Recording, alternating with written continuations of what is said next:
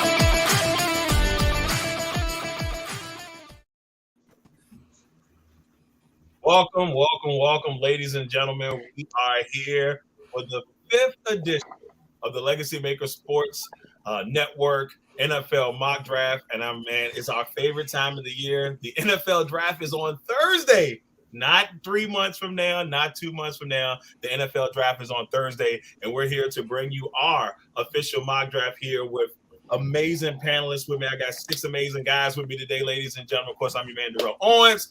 But of course, let me go ahead and break down the greatness that I have on my team here. First of all, the man I guess on the screen to y'all would be to my right, Mr. Jeremiah Quimby, co-founder of the Legacy Maker Sports Network and the Legacy Maker Sports Podcast. What's up, Jay? Not much, man. It's draft time. It is draft time. And to Jay's right, the man, myth, and the legend, the host of the Mock Draft Monday show here, episode 3 coming out on Wednesday. So you get one more chance at mock drafting right before we hit the draft, Mr. Cody Stewart. The time is here, fellas. It feels like it's almost Christmas time. I'm ready. It is. It feels great, doesn't it? Then, of course, right underneath me, the man, myth, and the legend himself, co-host of the Commonwealth Sports Talk here on the Legacy Maker Sports Network, Mr. Lamonte Thomas. What's going on? Draft day is approaching. It is among us. Let's go.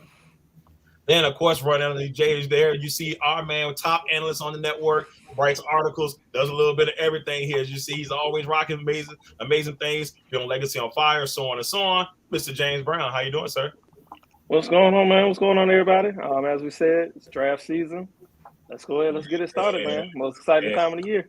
All right, and beside James, you see the man who does just, come on, man, let's not play games. Balling Podcast, 2 Up and 2 Down Report, Tales of the Week. I can go on and on. Mr. Tyrone Montgomery, how you doing, sir? What is up? What is up? I'm ready to see some trades. I'm excited about the draft, but I want to see more trades. I think we all, oh, man, trade alert. Oh, I don't have it with me. Oh, I don't have it with me today. And then, of course, at the bottom there, our man, No BS Sports Zone, In and Out podcast. I could go on and on. The man, the hardest working man I know, Mr. Work Robb. so hard, can't look at the camera. How you doing, Robb? How's everybody doing? I hope you have a great show. All right, so Robb is excited. As always, ladies and gentlemen, let's go ahead and get the party started. We got a lot to get into. We got 32 picks to get into. We're going to break down our sleepers, of course. So we're going to get into all of this. It's going to be a fun one here as we get things rocking and rolling. We're going to get the party started. And we're going to start this one off today with the Jacksonville Jaguars. The first pick of the NFL draft belongs to the Jacksonville Jaguars. Now, looking here, they're on the clock. Jacksonville has gained a lot here in the offseason. You see Evan Ingram. They bring in Christian Kirk, Zay Jones, Brandon Sheriff from the Washington football team or the Washington Commanders, Darius Williams. A lot of pieces gained. Big loss in Miles Jack and Andrew Norwell and DJ Chark. But as you can see in the last couple of years, you bring in Lawrence, CJ Henderson, not even on the team anymore, but I could go on. And Josh Allen still a stalwart from that team. So with all that being said, James, I'm going to have you talk about this first picks that we have here for the team and the Jacksonville Jaguars. Here are our selections. Cody with Evan Neal, James with Evan Neal, Robb with Evan Neal, and then myself, Jay, Lamont, and Ty went with Aiden Hutchinson. James, what are your thoughts on our first round picks here for the Jacksonville Jaguars? Well, I mean, if you're Jacksonville, clearly it's not good to have the number one pick 2 years in a row. Things didn't quite go well for you in the season. In my opinion, I went with Evan Neal because you have to solidify the offensive line, get Trevor Lawrence a guy to protect his blind side for the next decade plus. I feel like Neal's that guy, whether it's pass protection, running the ball, run blocking. He's a standout candidate, stalwart on that left side. But you could also kick him to the right side as well, even kick him inside the guard. The versatility is there. I know Aiden Hutchinson is, labeled as a can't-miss prospect here as far as on the defensive end. But if you're Jacksonville, you've already invested heavily on that side. Josh Allen paid off. You had K'Lavon Chase on, who's still on the team. Taven Bryant, who's now gone. I feel like you've invested a lot in that defense. Get somebody on your offense that'll help your young quarterback develop. Doug Peterson's there this year, so, there'll be no more hump gates, bar gates. The coach will be there on Thursday nights after the flight. He's got an adult at quarterback. So, I feel like get somebody that can protect him. You can open up that offense more for him in year 2. Yeah, very, very intriguing there. And now you see the rest of the panelists went with Evan Neal. Do you see Evan Neal being the number one pick? Now, a lot of things have changed in the last week. A lot of things have changed. This draft season, things change by the second during this time of year. Evan Neal definitely could be that number one overall pick for the Jacksonville Jaguars. It all comes down to what do they value most? Do they want another guy coming off the edge, or do they want a guy that can help set the edge for their offensive line and keep their franchise quarterback upright for the next decade plus? Very intriguing to see where Jacksonville goes with that first pick. So split here among the panelists. Next, let's head to the number 2 pick and the Detroit Lions on the clock here. Detroit, it was a little bit of a crazy year for Detroit. We had people biting kneecaps the whole 9 yards. We had a lot going on in Detroit. Mike Hughes, DJ Chark. We were just talking about DJ Chark with Jacksonville, but now he is in Detroit. And Gerard Davis, big games, losing Trey Flowers a little bit tough. See in the last couple of years, they went with Sewell, Okuda, Hawkinson, Bragnar, and Davis. So, they got to be able to bring Davis back. Jay, what are your thoughts here with Detroit picks as this is what we have in Detroit picking in this selection? What are your thoughts on these picks here? Well, Evan Neal's the pick that ultimately went, and, he can play like what James said. He's played every position on the line at Alabama except center. And, they got Frank Ragnow at 18 to play that position. So, that should keep whatever quarterback is back there throwing the interceptions upright. I went with Kyle Hamilton because, the defense sucks. There's a lot of has-beens, could-have-beens, and never-wases on that side. Aiden Hutchinson's there. He's going to put people in seats because he's a Michigan guy. And, he really is a wise young man because he's a leader. It's what you want defensively. But, Neal wouldn't, they paid Robinson so much down there in Jacksonville. So, Neal would not make sense. And, I love Neal for the versatility, plain and simple. All right. So Detroit, we've got a vast round of picks here. Cody went with Thibodeau. I went with Walker, Hutchinson, Hamilton, Willis, and only 2 people went with we had a double on that one. So it was kind of split there. Detroit, it could go anywhere with Detroit. We all know that one. Next on the clock, the Houston Texans. Now this team, this is probably the first time in at least 3 years. And look, according here, the Texans have picked in the first round, so it's been a while. AJ Cann comes in, Kyle Allen comes in as potential backup, maybe even a starter. Who knows how the Texans are going to go as the season gets closer. But look at what they lost. Deshaun Watson, Tyrod Taylor, 2 solid quarterbacks in the league. Obviously, Watson had all the situations going on, so it's been rough. The Texans have been a disaster in a lot of people's eyes over the last couple of years. Rob, I'm going to you on this one. We're looking at the picks where we went on this one. What are your thoughts on the selections of the team here for the Houston Texans? I look at the picks. Aiden Hutchinson, it could be decent. Thibodeau, decent. Iguanu, decent. I like everybody, what they're doing, and I think Neal will be gone. I think that there are some good picks by the panelists. However, I feel like the Houston Texans started ascending last year. If you remember the game against the LA Chargers, they started playing very good football. And if I'm the Texans right now, you have Desmond King and Lonnie Johnson III as your corners. They're decent corners. Don't get me wrong. A lot of people don't know about these guys, but they're decent corners. But you could stand to move one of them into a slot and play the slot position, because my choice is Ahmed Sauce Gardner from Cincinnati. This guy it's an easy pick in my opinion. The guy's 6'3", he's 200 pounds. He runs a 4.41. He's one of the best corners in the nation. He brings a lot of dimensions. He can play your nickel packages. He can play your dime packages, your quarter packages. He can play dollar. He can play anything that you need on the field. His only problem is sometimes he gets a little handsy. However, I think that with his recovery speed, he could be one of those next great corners in the National Football League. So definitely, if you're the Texans, you cannot miss with this prospect. And let me also say real quick, I'm sorry, shout out to Kyle Hamilton. I had him at number 2 originally in my mock draft I did before. I didn't get a chance to get him on here. I'm sorry about that, but Kyle Hamilton would definitely have been in my top 10. I just wanted to clear that up with the folks out there. All right. Let's swing to the New York Jets and the 4th pick here. The New York Jets have been busy. If you would equivalent the Jets to maybe like a new teacher in school, they've been a very busy bee. They've been out here making moves, trying to make things happen.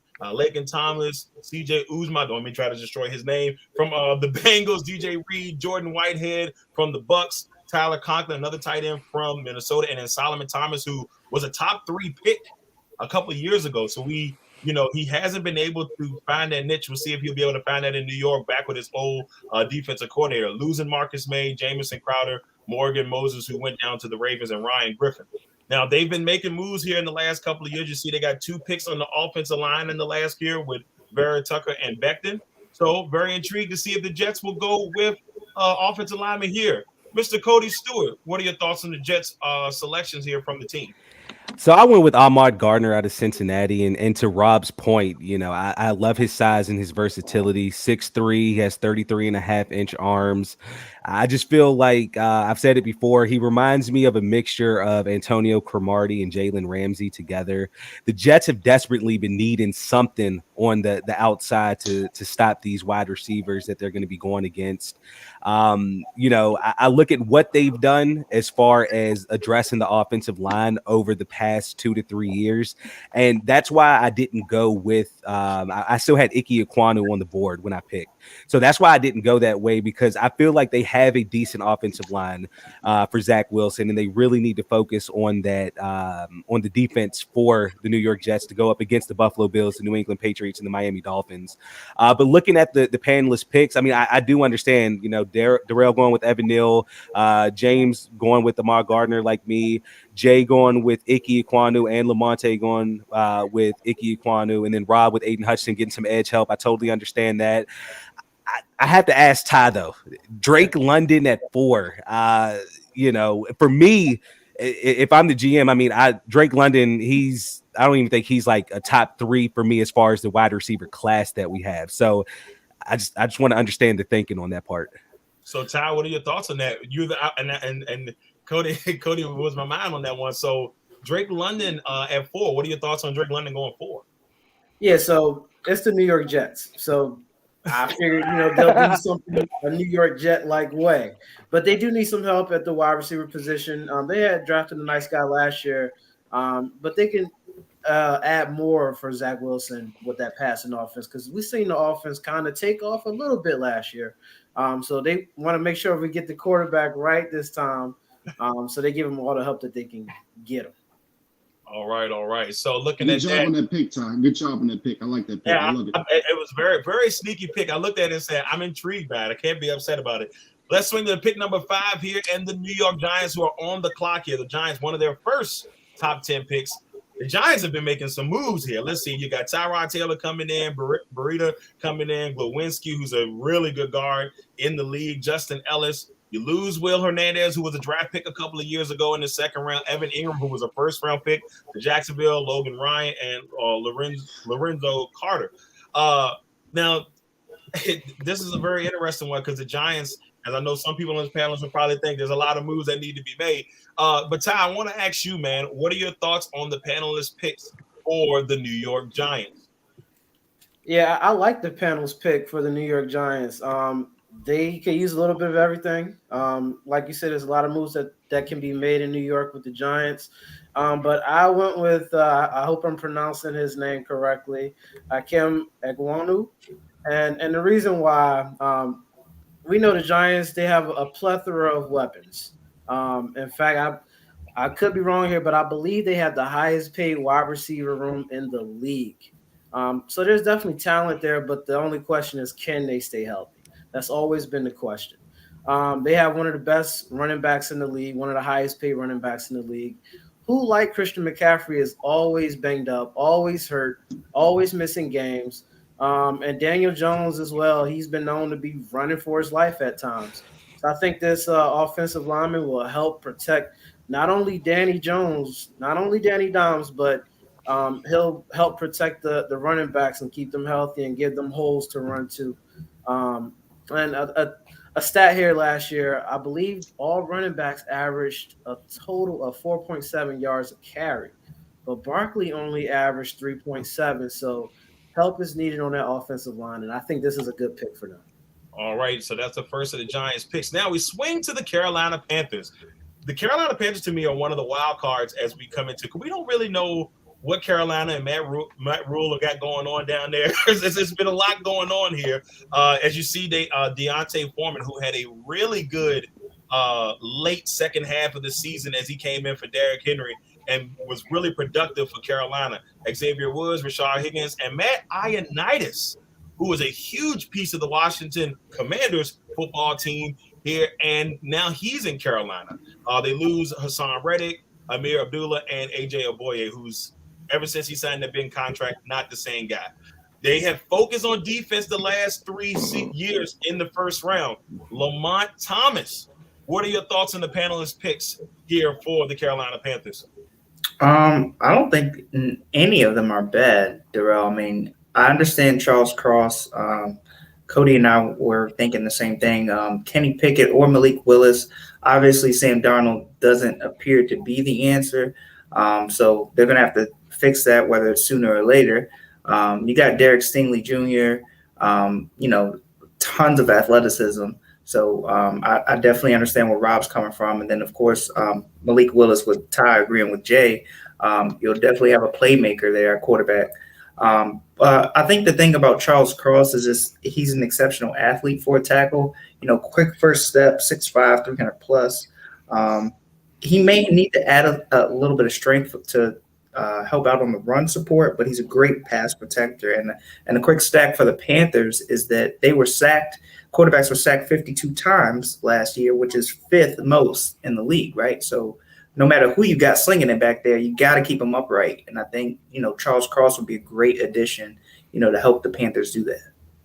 All right, so talking about the Panthers, I guess I jumped the gun on that one. We're going to head over to the New York Giants in their second pick, James Brown. Look at this group here. And it looks like another little bit of, I don't say confusion by the panelists, but a little bit across the board here. What are your thoughts on the Giants and their 7th overall pick in the panelists? Well, if you're the New York Giants, your first pick, you got to go ahead and grab a guy to help you out on the offensive line. That second first-round pick, you got to find a guy on your defense that can come off the edge and get pressure on the opposing quarterback. As you can see, most of the panel went with an edge rusher, whether it be Jermaine Johnson II, Trayvon Walker, or in my opinion, Kayvon Thibodeau. Thibodeau is a guy where he's one of those prospects. He can go anywhere. He can go anywhere from 1, probably all the way back to 15. He's one of those guys that throughout the process, his play on the field has been more minimalized and has been more talked about his thoughts and his lifestyle off the field. This is a guy who you've seen at Oregon, who's a number 1 prospect coming out of high school, chose Oregon because he felt like it was a better opportunity for him versus going to a school like Alabama or SEC Power. Thibodeau has been more brand orientated as it's been proposed throughout this whole process. I feel like he's a guy where he can come in day one, be a starter for you off the edge. He can rush the passer. A lot of people say, well, he doesn't have a lot of developmental moves. He doesn't have good bend. Bend you can't really teach, but moves you definitely can. We've seen plenty of guys who may not have the best bend coming off the edge still be successful in this league. I feel like the Giants, Go ahead, get a guy to protect the quarterback on the first one. Get a guy to get the quarterback on the second first-round pick. All right. So now we head to actually James's team, the Atlanta Falcons, and see what the Falcons have. Who y'all took? What y'all got? What y'all got? So looking at Atlanta here, Marcus Mariota is the new quarterback there. Damian Williams, who came over from Chicago, former Chief. Casey Haywood, former Charger, and then Lorenzo Carter also coming in for this Atlanta Falcons team. Now, over the last couple of years, you see a Kyle Pitts, AJ Terrell. Terrell had a really good year last year. Kyle Pitts grew into his own a little bit as that season went along. And, of course, Calvin Ridley, that one at 18 that everybody's still kind of baffled about over the gambling allegations, I guess you could say. But they lose Matt Ryan, stalwart on this team. If I'm not mistaken, James, 14 years, I believe, with the team. That's a long time, and he's, the franchise leader and everything. I'm sorry, James. I apologize. Franchise leader, Russell Gage goes to the Bucs, Hayden Hurst, and it goes on and on. But here on this one, Jay, the Atlanta Falcons, this is what the panel had to give here. What are your thoughts on the panel's picks for the Atlanta Falcons? Well, Atlanta needs everything but a tight end and a corner. But we'll even say a linebacker because Jones has been a monster. Let's just be honest with that. But, I mean, they got to start completely over.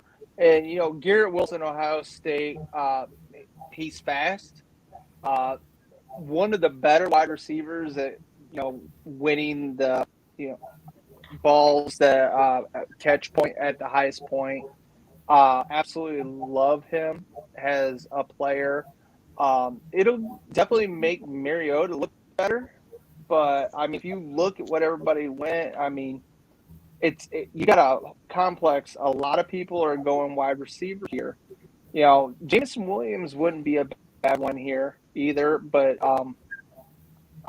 offensive line, 3 of their offensive linemen are first-round picks, and Ryan was sacked 40 times last year. Their number 1 pick, Pitts, had 1 touchdown. Does that sound familiar? I don't know. Maybe ask Julio. Oh no! Don't do him like that, man. I'm not trying to be mean, but Kyle Pitts. Julio was hurt, man. A lot of it. Julio was hurt a lot of it. Let's move. Kyle Pitts wasn't. Kyle Pitts, that's true. But he one time. You got to give him. The ball, though. You got to give him the ball in the end zone. All right, next, let's move over to Seattle at number 9. Seattle. This is, if you're a Seahawks fan, just look away, and it's okay. You can look away. When I tell you about what you lost compared to what you gained, it hurts. You lose Russell Wilson, Super Bowl champ, All-Pro, Pro Bowler, you name it. That's Russell Wilson. You lose the man, myth, and the legend that is Bobby Wagner, DJ Reed. Darrell Everett, key pieces. You gain Noah Fant, you gain Drew Lock, Shelby Harris, and Artie Burns. Lamont Thomas is very happy that this move was made. I'm just throwing that out there. This is going to be their first round pick since 20. So they got an opportunity to pick here in the first round. Now, Rob, looking at this group that the panelists picked, what are your thoughts on this bad boy? All right, let me give you guys some information first. Number 1, the Bears were sacked 58 times, Ravens 57, Bengals 55, the Jets 53, the Panthers 52, the Browns 49 times, and the Titans 47. The Seattle Seahawks were, I believe, let me see this, 1, 2, 3, 4, 5, 6, 7. They were 8th worst in the NFL in sacks. They were sacked 46 times. This is a problem because you have to protect the quarterback. So I'm going to go Tyler Linderbaum here. Linderbaum can play center, but he can also play a guard with some development. You need an anchor at the center position. If you don't have a center, if you don't have you have 2 quarterbacks on offense. You have your quarterback, of course, who's taking the snap, and you have your center. The center position is critical in football. I believe right now their start is like a 7th round pick, like 28 years old for the Seattle Seahawks. So their center position is not equipped to really be successful in that division. So you have a 6'3", 291 pound guy who's flexible. He's a leader. He played at Iowa, so he knows how to play offensive line. He comes from that Big Ten pedigree. So Tyler Linderbaum, I would give him the edge here. And if I'm looking at everybody else's picks, Ahmad Gardner is going to be gone. Jermaine Johnson could be a very good pick. Charles Cross would be a very good pick. Stingley, that's a lot of pressure on Stingley going to Seattle, especially having to play in that division against those wide receivers. And that's interesting. And this Seattle pick could go so many ways. As you see, they do have a need at quarterback, so it could be very interesting to see where Seattle goes. But Darrell, I know you said they have a needed quarterback, but I'm not high on any of these quarterbacks. So if Seattle went, if any quarterback going to top 10, I would question these teams' GM. I now, agree with you. Go ahead, I want to give Robb a shout out because Rashard Penny actually came on last year and showed why they brought him in for the first round pick that they used on him. He actually looked really good last year. He just has to stay healthy. He just has to stay healthy. But if they can get an anchor for the offensive line, they can build. But it's all about health for everybody. All right. So now we swing to pick number 10 here, and we're back at the Jets. Cody, once again, your thought on the Jets here. They got their second pick in the top 10. And what do you see with the panelists here? What do you like? Yeah, I mean, I feel like this was an easy pick. I went Jamison Williams, my top-rated wide receiver in this class. If not for the injury that he had, I mean, he'd probably go top 5 or 6, honestly. But I just look at it. They have Corey Davis, they have Elijah Moore, which, I mean, that's a good start. But you need to bring in somebody else as well. We all know that the NFL is a passing league now. You need to have a plethora of wide receivers there. But, I mean, looking at everybody else's picks, though, I mean, you have Ahmad Gardner, I see Kyle Hamilton, Derek Stingley, Trayvon Walker. I mean, all of these picks make sense. If they don't go with the corner or edge at 4, yeah, definitely go ahead and take it at 10 as well to help their defense out. But I feel like the panel nailed both of the picks for the Jets. Yeah, I mean, here's the thing, this is, in my opinion, this draft is really good non-quarterback wise at the top. And I think if you got 2 picks, you're going to get 2 solid players in that top 10. Now we finally get outside the top 10, and it's time to talk about a team that we know affectionately as the Washington Commanders. Yay! I got to get used to saying it, ladies and gentlemen. So the Commanders taking command in D.C., losing Brandon Sheriff, Tim Settle, which I think is going to be a huge loss for that Washington team on that defensive line rotation. Tyler Larson, Kyle Allen, who is a Texan now, Ricky Seals-Jones, who is a New York Giant. What did they gain? Andrew Noel, a Pro Bowl offensive lineman. So you can kind of scratch them in Sheriff. Carson Wentz. We have had our opinions on Carson Wentz on this panel, so it's very interesting. But if you look at these names that they've drafted over the last couple of years, Deron Payne, who's been really good, Montez Sweat, Dwayne Haskins, rest in peace to a young man who lost his life way too early. And much love to his family.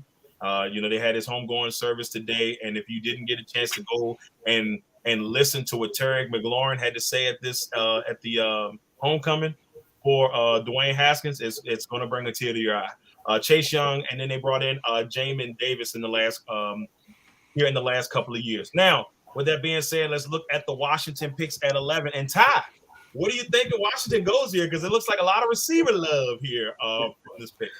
Yeah, they definitely need help at that wide receiver position. And when you got an early pick at the 11th pick for the Commanders, Chris Olave makes too much sense here. We seen Rivera was kind of flirting and hitting around, picking someone perhaps from Ohio State. Olave was one of the best receivers, if not the best, in the country last year. He's quick, he's fast, and he's pretty tough for someone of his stature. We know the Commanders just brought in Carson Wentz, and he had his issues over the years. So we seen what he did last year, dropped an egg against the worst team in the league that could have put them in the playoffs. So I think Chris Olave will help Carson Wentz, help this offense. He helps Terry McLaurin, and it seems like Washington, they never really have a top-tier quarterback, but Terry still is getting a lot of yards and a lot of catches each season. So pairing another wide receiver next to Terry, I think it could take this offense to another level. Yeah, I think the Commanders really need to think about that receiver position, and they better figure out how to pay Terry because it seems like Terry wants to get paid. Now let's swing over to the 12th pick and the Minnesota Vikings. If you hear a quick boo from me, you know why. How's that going on here? Let's look at the Minnesota Vikings here. This starts off miserably for me. Darius Smith, who's been great for the Green Bay Packers over the last couple of years, heading to Minnesota in Brett Favre type treason. Jesse Davis, Jordan Hicks, Chris Reed, Harrison Phillips, all into Minnesota. Big moves there for them. Xavier Woods, Tyler Conklin, and Michael Pierce out the door. Now, as you see over the last couple of years, they've made some really good picks, Garrett Bradbury, but the one on that list that shines the brightest is Mr. Justin Jefferson there for the Minnesota Vikings. Let's look what the panel had for the 12th overall pick. Lamont, what are your thoughts on the panel's pick at 12? I think the picks are pretty good. I mean, we all decided that they need defensive help, right? The offense has been explosive at several times last year. You talked about Justin Jefferson. You got Trayvon Walker, who's a great addition. Trayvon Walker from Georgia. You got Kyle Hamilton. That's who I think, I mean, out of everybody, if you're after 2, Darrell, I feel like he's got to be close on everybody's draft board. 6'4", 220. Incredible instinct. He has a football IQ that's through the roof. He's everywhere on the field, right? You can literally place him anywhere and he'll be an impact player. In the box, he can cover the best receiver. He can play zone. You can put him in the nickel. You can put him in pressure packages, and people just don't know what his assignment is. It's a very dangerous player, and perhaps physically he might be the most gifted player in this draft. So, I mean, Kyle Hamilton, if he's there, you got to take him, in my opinion. But I think everybody's picks are good. A lot of defensive help, specifically DBs. So that's where they need help. Yeah, it shouldn't be too bad for them this year, especially with a weak receiving core in the NFC North. I mean, can you name the best receiver in the NFC North? That's guess who he plays with? He plays with the Vikings. You can't. Two. They got 2. I was just going to ask. Let's not leave out last year. It was Devontae Adams. Okay, so with that being said, let's head over to the next pick and the Houston Texans. So the Texans here with their second pick. The Texans got to be smiling from ear to ear, other than the fact that they've completely destroyed their team over the last couple of years. But this is that they've had an opportunity to come in and actually have a couple of first round picks here since 2019, y'all. They were definitely taking the Rams approach to things, but it went in reverse. With that being said, James, what are your thoughts on the Texans pick here? I mean, once again, the Texans were back to them being on the clock. I mean, this is a team where if you name a guy, they probably could use him. I mean, just going down the board here, we see Cody took Trent McDuffie, cornerback out of Washington. Great pick. I mean, the Texans definitely need somebody, like Robb said earlier, who can actually come in and be a starter for them on their defense outside at corner. Derek Stingley, another guy that could come in day one, be a starter on the outside. I actually went with Devontae Wyatt. I mean, I feel like the Texans need a presence up front on their defensive line, and a lot of people at this point, most of the edge rushers that are at the top of the draft are gone off the board. I feel like Wyatt's a guy who can come in from Georgia and help dominate up front on that presence. I mean, a lot of people are looking at Wyatt as, that guy that can probably go ahead of Jordan Davis because of the fact that, he has the prototypical size, but also he's in shape. When it came to Jordan Davis, a lot of people were questioning is his weight going to be an issue, whereas with Devontae Wyatt, you get pretty much the same production as you do with Davis. Plug him in from day one, and he can be a force for you on the defensive line. I mean, even Jay going with Andrew Booth, another corner that can come in. We see Jermaine Johnson, guy coming off the edge to get pressure for the quarterback. We see Robb went with Garrett Wilson. I mean, again, the Texans could use a wide receiver opposite Brandon Cooks, who they just paid as well. And Charles Cross. Laramie Tunsil is up next year, I believe, to be a free agent. Cross could come in and be that left tackle of the future. Or if they keep Tunsil, you can kick Cross over to right tackle, maybe kick in Tyus Howard to guard. So the Texans could really go in any direction here. No real arguments with what any of the guys did here as far as this pick. I really like this one. I will say this with Robb here. Garrett Wilson, if he can go there, we've seen Davis Mills actually have a really, decent at home. He was great.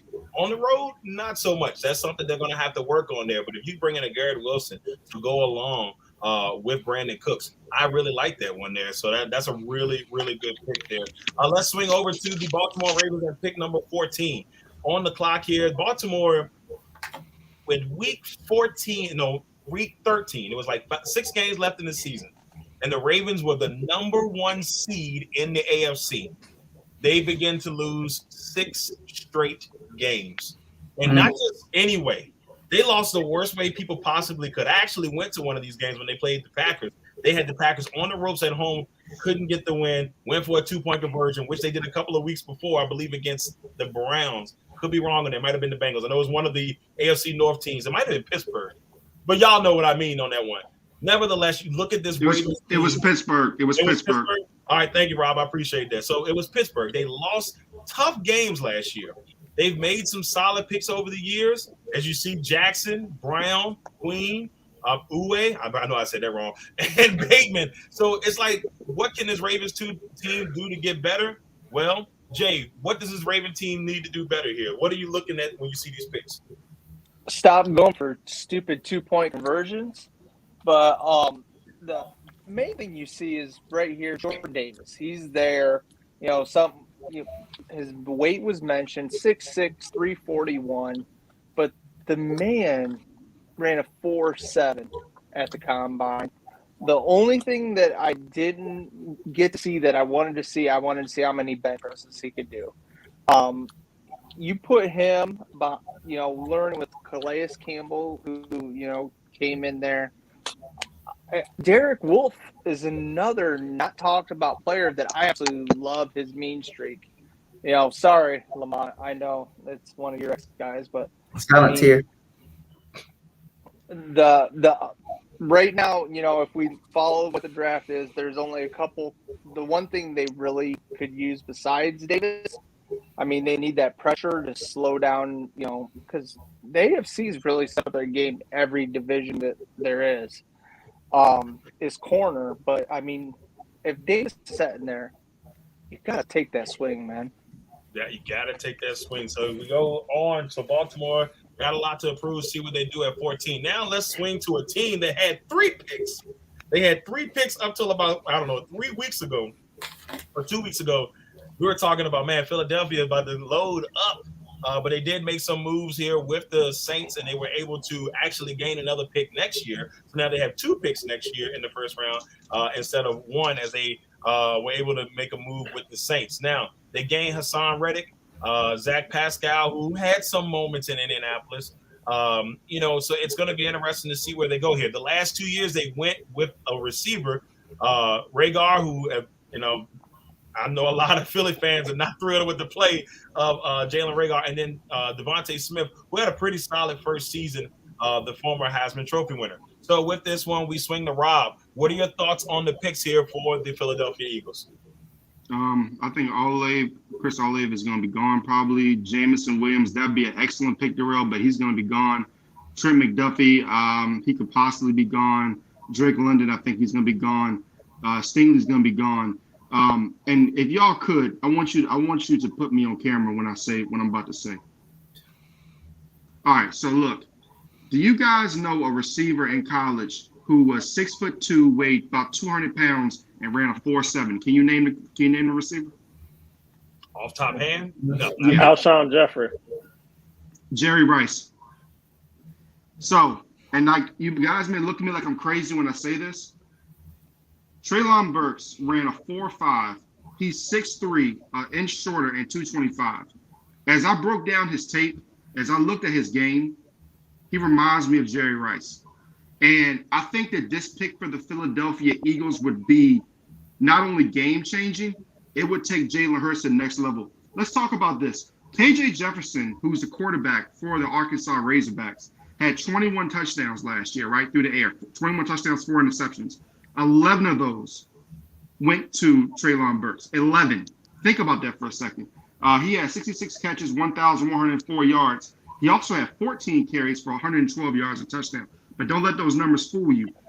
The Arkansas had a lot of trouble last year. They didn't really have that many weapons, so they were double teaming, etc. I think that if you go back and look at the Alabama tape, look at the Auburn tape, look at the catches that he makes in space, look at his speed. He'll catch the ball, right? He'll catch the ball on a dime, and he'll go 60 or 70 yards. So this guy is really good, and I don't think he's getting the attention nationally. If the Philadelphia Eagles are smart, they make this pick because not only does it change the life for Jalen Hurts, I think it bolts the Eagles up to win the East and possibly more. All right, we'll see what the Eagles do with their first pick. Now let's swing to New Orleans and the New Orleans Saints. Well, obviously New Orleans lost Drew Brees last year. They started off pretty good. At the beginning of last year, then they lose Jameis Winston, and they still almost made the. Wait a minute, did the Saints make the playoffs last year? Y'all, am I having a brain freeze here? No, they didn't. They almost made the playoffs. Yeah, they almost made the playoffs. So this season they go get Andy Dalton, Marcus May from the Jets, and Taco Charlton, who is a first-round pick that hasn't quite been what a lot of people wanted. Marcus Williams. They lose Marcus Williams, Malcolm Jenkins, who is a big-time leader on that team. They lose Tyrone Armstead to the Dolphins. And yes, Ty Montgomery, our very own Ty Montgomery, decided he's done with the Saints. He's out of here, ladies and gentlemen. He moved on from the New Orleans Saints. So with that being said, let's check out the Saints here. Cody, what are your thoughts on the panel's pick for the New Orleans Saints? Hey, first I want to say I made a mistake on my pick for Washington. It had Drake London. It should have said Garrett Wilson. You'll see Drake London a little later in this. But moving forward. For me, I went Trevor Pennon, and based off of how my mock fell, we know that they lost Tyrone Armstead, and that offensive line is definitely going to need another anchor there. So looking at the teams that are behind me at 17 and 18 before I would come back up with the 19th pick, that's why I went ahead and went with the offensive tackle out of Northern Iowa, Trevor Pennon. But still, looking at everybody else's pick, Malik Willis, it definitely makes sense. We don't know exactly what the plan is. They gave Jameis a smaller type deal, so it's no real money to be a long-time starter there. And I see the rest going wide receiver, which makes sense. If one of those guys like a Jamison Williams is still on the board or Garrett Wilson, I see no reason why New Orleans doesn't run that pick up there as fast as possible and makes it. All right. The Saints could go a couple of different ways here. We'll see what they go with that pick at number 16. Now, let's sing to the LA Chargers. LA Chargers, a team that was on the verge of the playoffs last year, just didn't happen. But you know what they said? We got something for y'all. We're going to go out and get everything. They go out there and get J.C. Jackson, who had an amazing year. Jared Everett, who came over from Seattle, a really nice, solid tight end. Khalil Mack, ladies and gentlemen. Khalil Mack is coming to the AFC West once again. He is there to rain terror upon his enemies. We'll see what happens there for the Chargers. With that being said, let's see what happens next here. And I've got Ty. What are your thoughts on the panel's picks for the Chargers? Let's see. I'm looking at these picks from the panel, and I don't have any issues with these picks here. Got to protect your superstar quarterback. So Trevor Penning looks good there. Kenyon Green looks good there. Charles Cross is another good one. So, I mean, I like these picks. Adding more to that offense never hurts either with Garrett Wilson. And Jordan Davis would be a good pick as well. But I went into Kobe Dean. All I can say about these Chargers is the offense is fine. It starts with Justin Herbert. Many people consider him to be a top 5 quarterback in this league. They have a lot of weapons that are lethal, man, just lethal. Mike Williams, who just got paid, he earned every dime too. Keenan Allen, he's a veteran receiver. He's getting a little up there in age, but he quietly gets over 1,000 yards each and every season. And then there's Austin Eckler, the running back in the backfield who came out of nowhere. So the offense is fine in my opinion, but I just want them to continue to add to this defense. Russell Wilson's in that division now. Devontae Adams, I'm sorry, Darrell, he's in that division now. We know Patrick Mahomes, he lost his top guy, but he's still Patrick Mahomes. He's in that division. So if you can continue to add to this defense, Nakobe Dean helps and makes a lot of sense there. Yeah, I mean, it's crazy because I've seen Dean from first round up to I've even seen him in some drafts where he was third. So it's crazy to see, but the kid has talent, and we've seen what he was able to do for that Georgia team as they went on to win a national championship last season. Now we swing back to the Eagles with their second pick. And Lamont, what are your thoughts on the Eagles' second pick here from the panelists? Let's see what we got. Got a few Devin Lloyds, Cody, James, Jay, Andrew Booth Jr. from Darrell. Myself, I picked Jamison Williams because they love receivers. Robb has George Karlaftis and Jordan Davis from Ty Montgomery. I think a lot of people hit it on the head. I mean, they do need defensive help. Devin Lloyd is interesting. I feel like 6'3", 237. I think the deciding factor for if he's going to work for Philly is if he can stay on the field on third downs. He'll be very valuable. We know that he can help for the run. He's brutal when it comes to stopping the run, but he improved in the passing game last year with Utah. So we'll see where that happens. If he can be a little more versatile, I think to go along with having being at the top of the nation for tackles for a loss, he plays downhill. He'll be a good addition for Philly. I got no problem with that. All right, so the Eagles' second pick, they go mostly defense here, except for Jamison Williams there. But like I said, this Eagles team made the playoffs last year. No, I know I didn't have the Eagles going into the playoffs last year, but they definitely proved a lot of people wrong. Now we swing to pick number 19, and this is the New Orleans Saints' second pick here, and James Brown. I mean, there's a lot of interesting things going on here with the panel's picks. What do you got?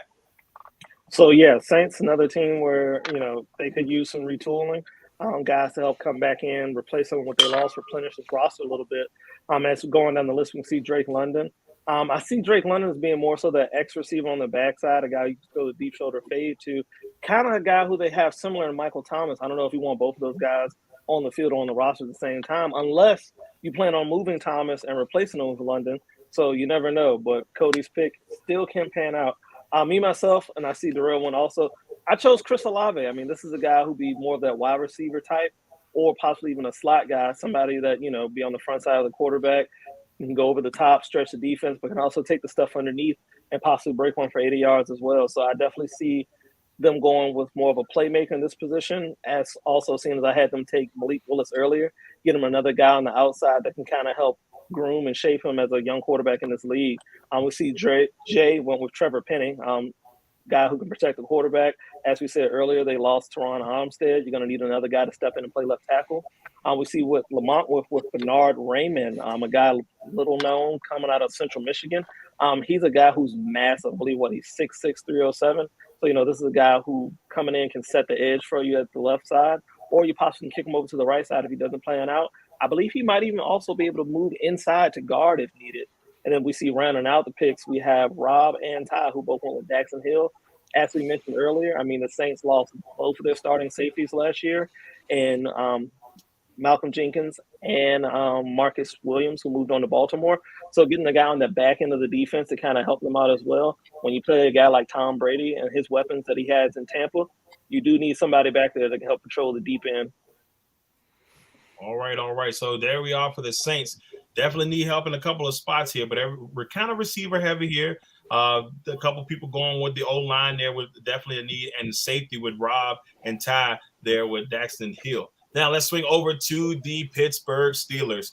The Steelers are a team that another team that kind of just snuck into the playoffs. And they gained Miles Jack, which is a huge deal. They gained Miles Jack, and then they Mitch Trubisky comes in to potentially be the starting quarterback, Levi Wallace and Miles Boykin. They lose Juju Schuster-Smith. They lose James Washington and Ray McLeod. Now, of course, they went Harris, Devin Bush, who had a really good season a couple of years ago. He's been a pretty solid guy for them. TJ Watt, Terrell Edmonds, who just signed a contract with them to stay on for another year, and Artie Burns. So with that being said, we talking Pittsburgh and Jay Quimby. What are your thoughts on the Pittsburgh Steelers pick at number 20? Well, Kenny Pickett. I see Cody went with Malik Willis. I know they've done a lot of research on him. I like the Zion Johnson pick by you. Robb's Bernard Raymond out of Central Michigan. Their offensive line is dismal. Most of them are second stringers on other teams. I like James Brown, Jordan Davis, but they a couple decades ago or so, last millennia, they passed up on a Pittsburgh quarterback named Dan Marino after Bradshaw retired, and it come back to haunt them. And I know a big thing about Pickett is his hand size. And yeah, okay, yes, the NFL balls are they're actually a lot bigger than college balls. But I really feel that they're going to go this way because, may rest in peace, Haskins is no longer there. And Trubisky, yes, he got the Bears to the playoffs a couple times, but let's be honest. He's not the man. They have weapons galore, wide receiver-wise. Johnson, Chase Claypool, you got Najee Harris from last year, did great. Pat Freiermuth, the tight end. So, yeah, they need a quarterback. They need a leader. And I think Kenny Pickett, the hometown guy, could be that. It's intriguing to see where they go with this because I'm not gonna lie to you. I mean, we got a chance to see and talk to Kenny Pickett at the ACC Media Day last year, and you could just tell. I mean, it was kind of sad to an extent because everybody was so hyped up on Sam Howell. His podium was packed, and nobody was there to talk to Kenny. And I remember sitting there talking to Kenny, and we asked him about his thoughts coming into the season, and he said simply he's gonna prove people wrong, and he did a lot of that this year.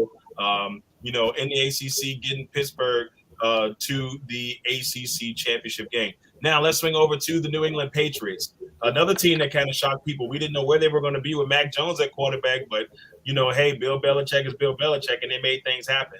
They bring in Devontae Parker, who is always hurt, so I'm very intrigued to see how that works. Mac Wilson, who was our man Lamont Thomas's sleeper pick for a couple years ago, as he went over from Cleveland. Now he's with New England. I just see his career taking a skyrocket. Speaking of Ty, we tried to figure out where Ty went to. Well, guess what?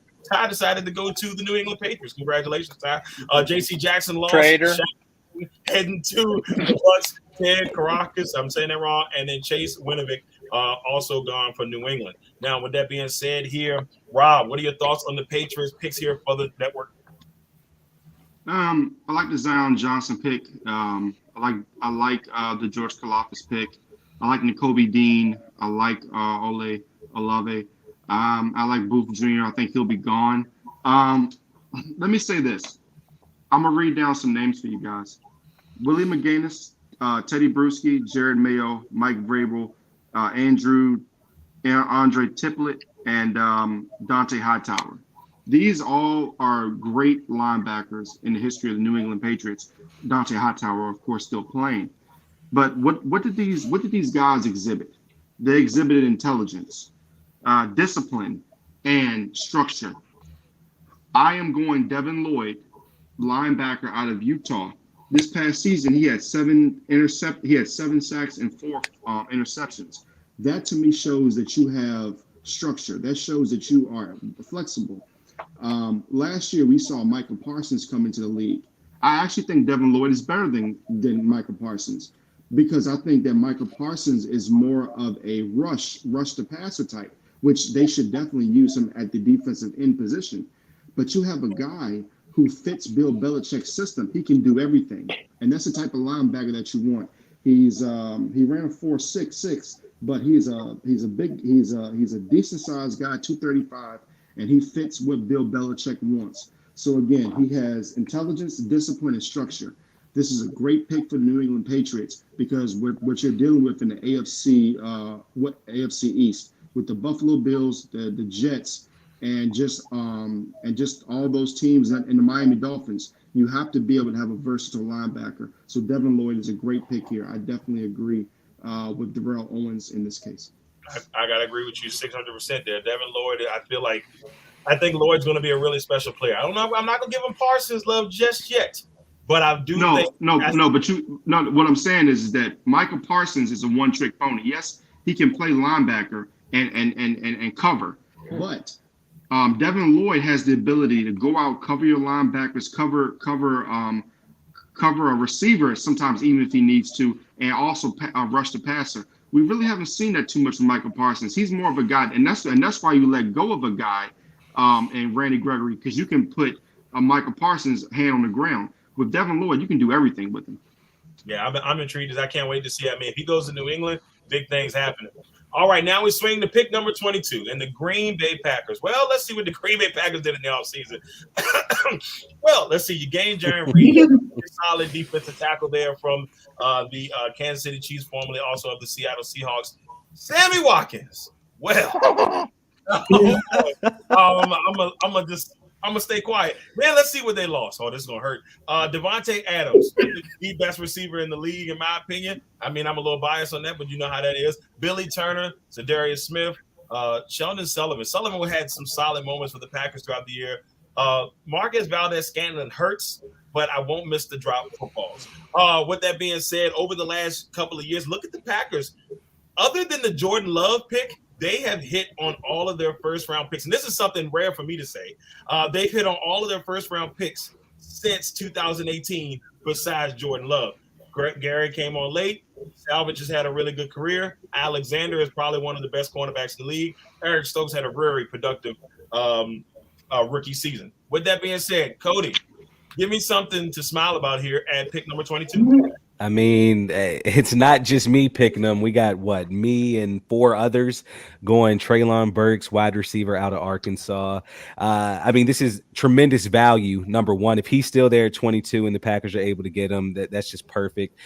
I just feel if Green Bay does not come away with the wide receiver at 22, like I understand they could get one at 28, but I feel like if they don't come away with one at 22, the fans might start rioting immediately at Lambeau, because trading Devontae Adams, the best wide receiver in the NFL, leaves a huge hole on that Packers receiving core. As I've said, they only had Randall Cobb, Allen Lazard. Those guys aren't going to get it done. Aaron Rodgers definitely needs somebody else. And the thing I like about Treylon Burks, though, is I like to see kids in college that are able to continue to improve through their college career. Some they hit a wall and they don't really show any improvement statistically. But you look at Treylon Burks, his freshman year, 475 yards receiving, no touchdowns. He comes in his sophomore year, 820 yards and 7 touchdowns. And then he absolutely knocks it out the park his junior year, over 1,100 yards receiving and 11 touchdowns. So you look at those final 2 years for Treylon Burks, and he just continued to get better and better. And now goes to Green Bay, be able to play with one of the best quarterbacks in the league right now. I think it's a match made in heaven. Oh man, I like the way you think there. I'm not even going to sit here and lie. Jahan Dotson, I like that pick there as well. Young, speedy guy, but we had that in Randall Cobb if healthy.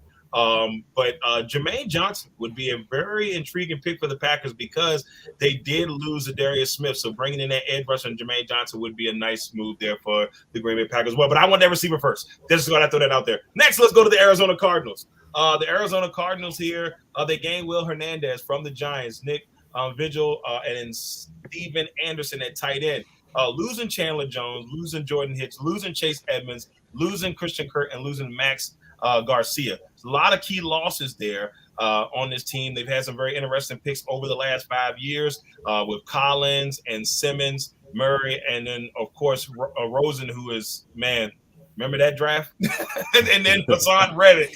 So the Cardinals here, a lot of needs, edge, cornerback, receiver, and offensive tackle. With that being said, Ty, our first game that me and you spent together on the sidelines was the Washington football team, or Redskins at the time, whatever you want to call them, and the Arizona Cardinals. So you with this pick here, what are your thoughts on the Arizona Cardinals pick here at 23? Yeah, I like the picks that the panel made. They went defense. Me, on the other hand, I went offensive tackle. Bernard Raymond, Central Michigan, offensive tackle from Central Michigan. And the reason why I look at it like this, have you guys seen the Kevin Hart movie, Think Like a Man? Yes. Yeah. Okay. So do you guys remember when Kevin was in the bathroom? Well, before he went to the bathroom, he was talking all this junk about his wife or whatever. And then he got on the phone. He started crying. He's like, "Hey, babe, you want some Doritos or something?" Blah, blah, blah, blah, blah. So I feel like the Cardinals, they're going through this situation with Kyler Murray, but deep down inside, they're in love with Kyler Murray. They're invested in Kyler Murray. And the bottom line is he's their most precious possession. He's their most precious prize. And if he goes down, they go down. He had an MVP-like season last year. That is until he got hurt. So they have to protect him. And I feel like the Cardinals did a great job with surrounding him with weapons, even though they just lost one of his good weapons in Christian Kirk. But they did a good job in adding to the team. They got AJ Green. They picked up Zach Ertz mid-season. So I think the key for this Arizona Cardinals team is to continue to protect Kyler Murray. All right, gotta protect QB1. Very important element there.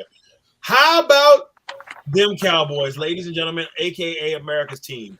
Only said by those who are Dallas Cowboys fans. With that being said, let's talk about the Dallas Cowboys. They lose Amari Cooper. Huge deal to some people, but not so huge as in some people's eyes because you still got 3 or 4 solid young receivers on that core. And so we'll see what happens there. Lyle Collins, Randy Gregory, Connor Williams, who they just drafted a couple of years ago, and Canu Neal, the former Falcon, also Neal. Jay, thank you. I appreciate that, Jay.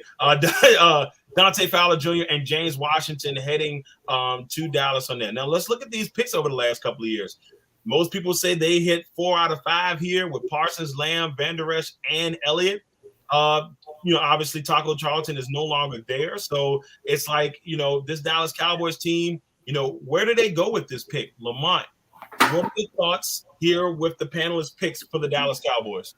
Yeah, so we know the offensive line is going to be a big one. Both Cody and James went Tyler Smith, tackle from Tulsa. I myself like Linderbaum better from Iowa for Dallas, and even though that they do have Tyler, is it Biadasz there? I feel like you can move Linderbaum around, and he fits the scheme of Dallas a little more, which is wide zone. They do screen heavy sometimes, and the play action is definitely big for them. So I feel like Linderbaum is the better fit, though Tyler Smith, what they'll get from him, the offensive tackle from Tulsa, is a high energy guy. He sets the tone for the O-line, and his draft profile says that he will make an entire offense tougher from the jump when he comes into camp. So that's huge, 6'5", 324, big guy. The only thing that I worry about him is his technique. They say a lot of times he is overly aggressive, and it can take away from his, his power and ability and his hands as well. So he will have to work on that, but definitely an offensive line help will be good for Dallas and hit home their identity, So Tyler Smith would be a good pick. I also like Linderbaum for them if he's there. All right, Dallas could go a multitude of different ways. Tied with the Breece Hall pick. Yeah, so very intriguing, Ty. And I'm going to ask you, Ty, real quick, why Hall with Dallas? Obviously they got Pollard, and they also have they also got Zeke. I don't know how I forget about Zeke. He hasn't been. Well, Ty, what are your thoughts on Hall? At this pick, this is a very interesting one. Well, you just mentioned you don't know how you forgot about Zeke. Well, I'll tell you how you forgot about Zeke. I think the Cowboys are quietly shopping Ezekiel Elliott. I told you before we started the show, I love trades. I'm always intrigued, and trades always have my attention, and I think they're going to try to quietly move away from Ezekiel Elliott. Wow, that would be amazing there. Let's see what Dallas does at 24. Could be some very, very interesting draft night if that goes down. All right, next we've got the Buffalo Bills, the team that everybody had. I know I had them going to the Super Bowl, and they were just 13 seconds away to go into the AFC Championship game to take on the Bengals. But, they were mad about that. You know why? Let's look at what they've done in the offseason. You pick up Von Miller, OJ, Jamison Crowder, Roger Saffold from Tennessee, and then you got Tim Settle, which I still think is going to be a great move for them. Settle was sitting deep in that Washington defensive line rotation. I think he's going to really get a chance to shine there in Buffalo. They lose Cole Beasley, Levi Wallace, Matt Beretta, who had some moments during the year, and Harrison Phillips. They, obviously Josh Allen, the king of the crop there, and picks in their last 5 first-round picks, and then Tre'Davious White, who has had amazing success for this team, Tremaine Edmonds, Ed Oliver. They've done a really good job drafting lately. So with that being said, let's swing over to James here. Buffalo Bills, here are our picks. What are your thoughts on the picks here? When it comes to the Buffalo Bills, really, they have most of everything set in place. I feel like you got to go out and get another weapon for Josh Allen. We've seen the league evolve into a league now where it's like once you have your quarterback in place, You got to get them weapons, not just one, not just two. We're talking about 4+ potentially. And as you can see, looking at what we have here on the panel, going down the list, we have Sky Moore, a guy out of Western Michigan, who can come in, be a guy that can stretch the field, play the slot, possibly even the wide position for him at receiver. We got Brees Hall. That's the one thing I would say this Buffalo offense is predominantly lacking. A guy who can run the ball outside of Josh Allen. I believe since he's been their best running back that they have on the team. If they could find a guy who can come in, solidify the position, and get some real production, I feel like that could open up the offense even more. Me, myself, I'm with George Pickens, a bigger guy receiver who can play on that backside. Again, can stretch the field. Pickens was a guy where coming into the year, he had an ACL injury to start the season off. If he doesn't have that injury, he's the caliber of player where he possibly could have been one of the top 2 receivers in this draft, possibly even going top 10. Moving down the list, we got Jahan Dotson from Jay, another guy that can come in, stretch the field. Traylon Burks, another big frame, big wide receiver body guy to put on that backside to help opposite of Stephon Diggs. Kobe Dean, a guy on the defensive side we're seeing here. I do see Dean possibly pairing well with Tremaine Edmonds, a guy who can come in that sub linebacker package on defense, maybe play some in that nickel slot. I mean, Dean's a guy where we saw at Georgia, he had those big, massive tackles up front, which really allowed him to run around and hit stuff. I mean, he's a great guy at defense, fast. He's basically a prototypical linebacker that you want nowadays that can run all over the field. And we see Trent McDuffie, a guy who can come in opposite of Tre'Davious White, who they already have settled in as a starter on defense. McDuffie can help their secondary out as well. So, I mean, any of these guys can come in day one and help the Bills on their way to possibly being Super Bowl favorites. Yeah, you look at these picks here, and I feel like this just helped all of these picks in some form or fashion help this Buffalo Bills team get a little bit closer to the Super Bowl. Now let's head to Tennessee, a team that is definitely saying, you know what, we were the 1 seed, but we don't want to do that anymore. So they have actually started losing pieces here. Julio Jones, maybe so. Jalon Brown, Anthony Pfizer, not too big of, hits on certain ends. I think their biggest loss, in my opinion, may have been losing Foreman. Losing a guy who could really help balance Henry and maybe extend his career. Yes, they have Hilliard there. Would have been nice to see them keep Foreman. They gained Robert Woods, Jamarco Jones, and then AJ Moore. But they also have to try to figure out, hey man, we got to pay AJ Brown because him, Terry McLaurin, and Debo Samuel. And they're like, you know what? We want more money. How can you blame them? With that being said, let's swing to the Titans here. And Jay, what are your thoughts on the picks here for the Tennessee Titans? Well, I mean, Jahan Dotson.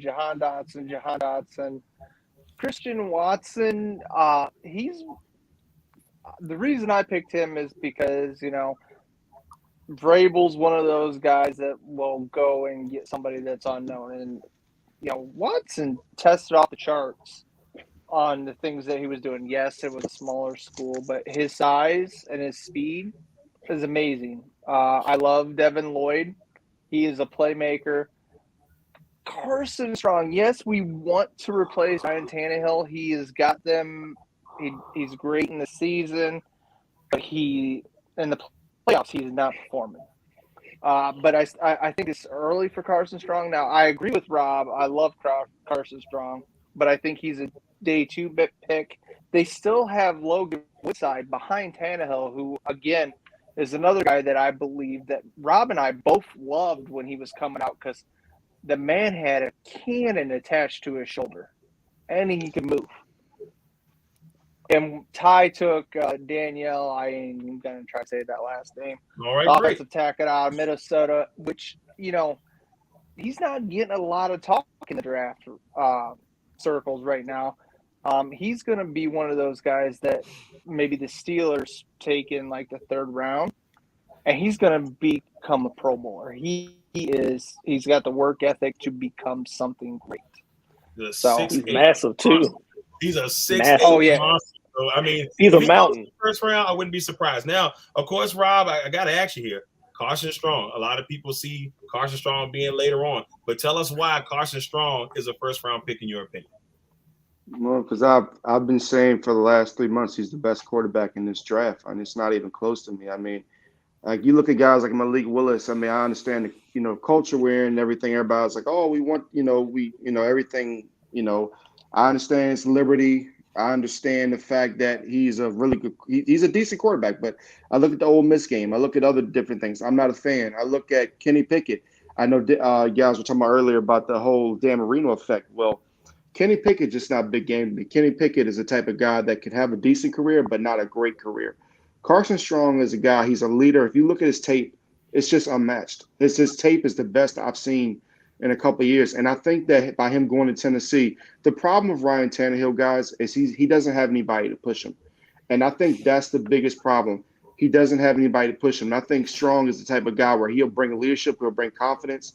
And quite frankly, Derrick Henry, it's just not fair for him just to keep having an average quarterback behind center. I mean, you're wasting Derrick Henry's prime, and you got to get a better guy now. Let's think Carson Strong with his arm strength, with his intelligence. I think he fits Tennessee. You know, certain guys fit a certain market. I think Carson Strong fits that culture in Tennessee. We'll see if Carson Strong does make it to the first round, ladies and gentlemen. 36-8 is what he had. 36 touchdowns, 8 interceptions last year. So and that's not wrong about him being intelligent. Not a bad ratio at all. Not a bad ratio at all. Now let's swing to a team that just won a Super Bowl. Just about almost going on 2 years ago. And guess what? Their biggest gain in the offseason, let's be honest, ladies and gentlemen, Tom Brady coming back. And that was the biggest thing. The best thing about this graphic here, and I think Cody would agree here, is that Tom Brady is not in the loss part. Because that's the part that would have hurt the most for this Tampa Bay team. But yes, Shaq Mason comes in and they replace Ali Marpet, who, just out of nowhere, retired. Nobody saw that one coming. Logan Ryan, Neal comes in there. Russell Gage, a really nice pickup there from Atlanta. I know, close your ears, James. They lose Howard. They lose Kappa, who goes to the Bengals. Great pickup for Cincinnati. Jordan Whitehead, who goes to the Jets. And then Ronald Jones, the running back there, who they just got a couple of years ago. With that being said, Rob, what are your thoughts on the Bucks picks here from the network? Devontae Wyatt. I think sometimes we can get a little mixed up on the Georgia picks. I think he's a decent player, but I wouldn't pick him there. But that's still a good pick, though, Cody, because of the fact that the Buccaneers always have to do a good job with defense. Tyler Linderbaum, if he lands there, that's a complete steal. Kenyon Green, if he lands there, that's just stupid. A stupid type of pick as far as good. Sam Howell has a lot of heart, but I don't see Sam Howell going to the second or third round. He's got a lot of heart, but I don't believe in him. Lamont Thomas, that Sky Moore pick from Western Michigan, that could be very, very intriguing. I go Trevor Penning because he's 6'7", he's 325 pounds. Again, could you guys get me on screen? The reason I picked Trevor Penning, and it's not even, I don't really have a lot of reasons. I don't have a lot of reasons. The biggest reason I believe, guys, is this. He has Larry Allen type nastiness. If you go back and you watch his film, okay, he mauls people. He's angry, but he's intelligent. He does it responsibly. He mauls you responsibly. He takes you out responsibly, but you're going to feel it. So in that division where, you could potentially get some more defensive players and better defensive players, because Carolina's going to always regroup again. I think the Falcons are a lot better. I think the Falcons are on a better track than people are giving them credit for. And I think that the Saints are also going to be in play. So you need a nasty guy on the offensive line. I think Trevor Penning is the type of guy where doesn't matter if he went to Northern Iowa, he's going to be very good. And I think the Buccaneers will be very happy at that left or right tackle position because you got to be able to protect Tom Brady. I don't care how great Tom Brady is. He's 44, 45, 46 years old. He takes the wrong hit. That's it. So. Yeah, I mean, we saw the way he treated people during the Senior Bowl. He was out there just laying people out. So anybody against this young man, I'm telling you, man, it's going to be tough. You go back and you look at the last two small school prospects to do that. It was Alex Kappa and Ali Marpet. So I do like that. And where did they play, Jay? Oh, for the Bucks. All right, let's go to the next one here. The Green Bay Packers picking their second pick here. So a wide variety here of picks here. Looks like Wyatt was a very popular choice. Cody, what are your thoughts on the Packers pick here at 28? Yeah, I mean, I love what the panel did there. Devontae Wyatt makes a lot of sense, kind of beef up that defensive line for the Green Bay Packers. I see a couple offensive linemen there by Ty and James, which again makes sense. We know that the Green Bay offensive line hasn't been top tier for a little time now, so they definitely need to beef that up and help out Aaron Rodgers. I went David Ajabo. I know that, some might be scratching their head because this is a guy who I believe he tore his Achilles at his pro day a few weeks ago. So it's pretty likely that he won't play at all this season, but good teams make this type of pick. And what I mean by that is if I'm a team that is in the 25 to 30-ish, 31 range, because Detroit holds the 32nd pick, this is a team that we know they're good. They're going to be good again this year. They're going to make the playoffs. It makes so much sense for Green Bay because they have 2 first-round picks. You go ahead, you get your wide receiver at 22. You take a Jabo at 28 because this is a guy that was likely going to go top 10 or 15 before the injury. You're able to stash him away for a year. He's able to recover, come back next year, and now you end up with a top 10 pick that you were able to get in the later part of the first round.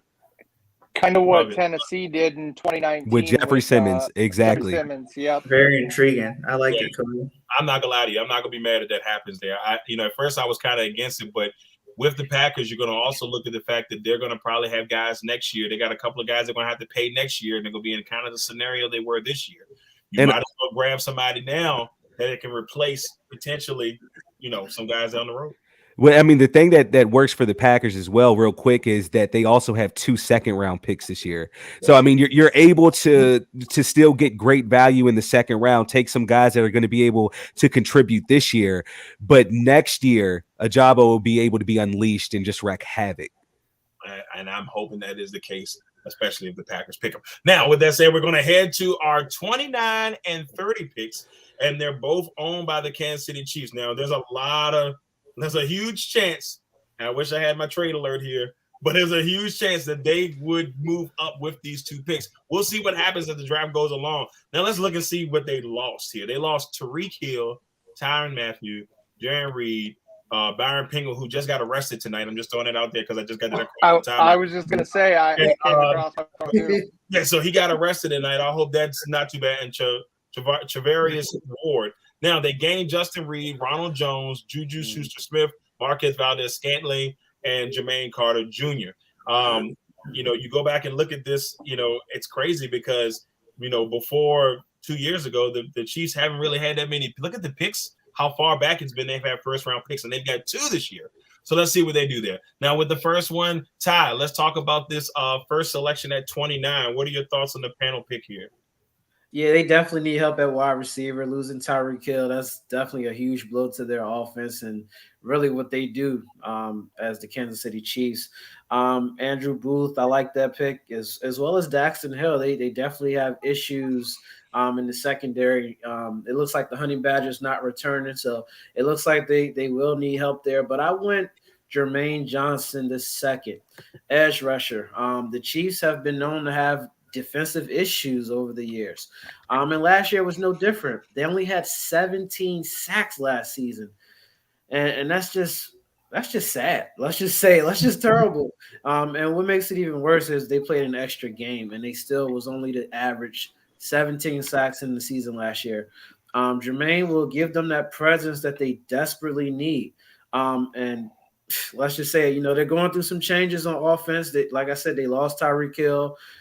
So the offense that was dynamic, they're not going to be as dynamic anymore. They're going to be more of a physical, maybe a more run-happy team, and they're going to need some fumbles and some strips to give this offense more opportunities. So I don't know if he'll drop, but there's always that one player that drops every draft. So I went Jermaine Johnson. Now we go to that 30th pick in Lamont. They at 30 here. Let's see where we decided to go with the 30th pick here for Kansas City. What are your thoughts here on pick 30? Yeah, I mean, depending on what you do with 29, right, is going to be determine what's right for them at 30. I do like the defensive backs. You got Tariq Woolen. Lewis Sign wouldn't be a bad pick. I prefer Daxton Hill, but if he's gone, could be a great addition. Jay's got Kyler Gordon, George Karloff. This is who I chose. I even see Roger McCurry in there from Auburn. Zion Johnson for Ty. I don't hate that. I like that. Christian Watson. That's a dangerous pick. I feel like he can really do wonders in Kansas City. But Kyler Gordon, the cornerback for Washington, he's kind of like Trent McDuffie. They're almost mirror images of each other. Except when you look at the film, I like Kyler Gordon in man more than I like Trent McDuffie. He's comfortable with the bailout phase, right? Like he can play the bailout technique. He's sort of like another cornerback who does that, Trayvon Diggs, right? It's that big gamble, but he wins, right? And Kyler Gordon is kind of like that when it comes to bailing. He's comfortable with the technique. He closes quickly. Tackling ability, he has great instincts. He's gonna help out on the run. So Kyler Gordon will be a good addition to Kansas City. All right, so look at there. I mean, Kansas City, I think, for me, looking at it here, if they get a receiver here, this is a prime chance for this receiver to really take off. With no Tyreek Hill there, don't know what Juju's going to be about. Very intriguing to see what Kansas City does there with those two picks. Now we head to the defending AFC champions, the only Super Bowl contender or participant that we're going to have in the first round because the Rams don't pick till the fourth round. And so, but hey, we trashed that for years, but guess what? They got a ring out of it. So I guess we're the ones getting laughed at now as they sit home as Super Bowl champions. All right. So with that being said, the Cincinnati Bengals, a team that knew that they had an objective in the offseason, and that was to protect Joe Burrow. They go out get Alex Kappa, Lyle Collins from Dallas. They got Hayden Hurst, a decent tight end there to bring in, and they lost their main guy, CJ Uzman. I'm not going to try to destroy his name too much. Ted Karras also just building that offensive lineup. Big deal there for Cincinnati. Look at the picks over the last couple of years. All right, John Ross, okay. That didn't work out too well. Billy Price, Jonah Williams, Joe Burrow. I mean, need I say more? And Jamar Chase. They definitely hit on those last two picks. So as we go to the Cincinnati picks, James, what are your thoughts on the panel's picks for the defending AFC champions, Cincinnati Bengals? In my opinion, Cincinnati, like we said, they solved most of their issues in the offseason. But if we go back and we look at how they lost in the Super Bowl, it got to the point where Matthew Stafford was able to just drop back to Cooper Kupp and get him whenever he needed him. I mean, we saw Eli Apple get destroyed on that last drive where the Rams were able to go ahead and get the go-ahead score. And in my opinion, you got to fix that. So for me, I went with a DB. And if we go down the board, we see where Cody has Roger McCreary out of Auburn going there. We see Tyler Lindenbaum, a guy at center who, he can come in and possibly be an upgrade. But with all what you did in the offseason, maybe offensive line isn't the biggest need anymore. I went personally with Kyer Elam out of Florida. A guy who's got prototypical size at 6'2", 196. Probably once he gets to the league, he'll probably play around 200 pounds. And he also has NFL pedigree in the fact that his dad played in the NFL. His uncle also played in the NFL, so he's got the NFL pedigree along to go with the size and the skills he has at corner. We have Zion Johnson, another guy who could possibly play that guard center position for him. And Cincinnati, Kenyon Green, another guy who can play guard center possibly. I do see Robb who with Trey McBride, and this could actually be like a decent pick for Cincinnati because we just saw that they did lose C.J. Uzomah, their top tight end, to the New York Jets. Trey McBride is a guy who could come in and help stretch the field for them from that tight end spot. So that could definitely be intriguing as well. And rounding things out, we see where Ty went with Roger McCreary, cornerback again, a guy who can come in on the defense, help them set up shop, possibly play either that inside slot corner or possibly even play on the outside. But we do know they have to upgrade the secondary. They were able to keep Jesse Bates, always good. But I don't know, after seeing Cooper Kupp torch Eli Apple over and over again on that last drive, I think you have to go corner if you're Cincinnati. Yeah, it was hard. And you get to see Hargraves, get a penalty and not even be in this fool, like this idiot. Oh my god! I mean, look, I know you're excited to be in the Super Bowl. He should have been cut right there. Yeah. What is stupid at? All right, y'all. So we are finally here at the last pick in the first round, and that belongs to not the defending Super Bowl champions, but the second worst team in the league, the Detroit Lions. Jay, where do you see the Lions going with pick 32? Well, at some point they got to they got Goff for one more year on contract, so they got to get his predecessor. They don't have that on the roster right now, and it looks like Cody, you, me, and Robb all went Desmond Ridder. Desmond Ridder has got it all. He can run, he can throw the ball. He's, you watch some of his interviews. He's a family man. He's doing great things. I wouldn't be upset about the Matt Corral one, except for there's been a lot of stuff coming out about his off the field issues, and he's been compared to Johnny Manziel, and I mean, damn. Oh boy. So I like James's. You got Dean, Lucine at safety, because their secondary, besides Okudah, who can't stay on the field, is a whole bunch of has-beens or never was's. Well, very intriguing to see where Detroit goes with pick number 32. A lot of us agree that it should be a quarterback, but we'll see what happens. And there it is, ladies and gentlemen. That is our 32-round mock draft. But it's not over just yet, because you know what we always like to do here? We like to talk about hidden gems in the draft, and we're going to talk about our sleepers here. And, I think I'll go ahead and go first and get mine out the way, and I'll let y'all partake and give everybody the vision after that. So first on my list, my man here, Tyrone McKinley III, my defensive sleeper out of Oregon. When I sat back and watched the tape on this young man, all I saw was a guy who was always around the ball, and he was out there making great plays. He knows how to get, I guess he's always there to get that turnover. He made some great plays against Ohio State. I can't remember if that was this year or last year. I think it was this year, but he made some great plays in that contest. Sorry, Jay. But this young man, what I see in him is a lot of heart.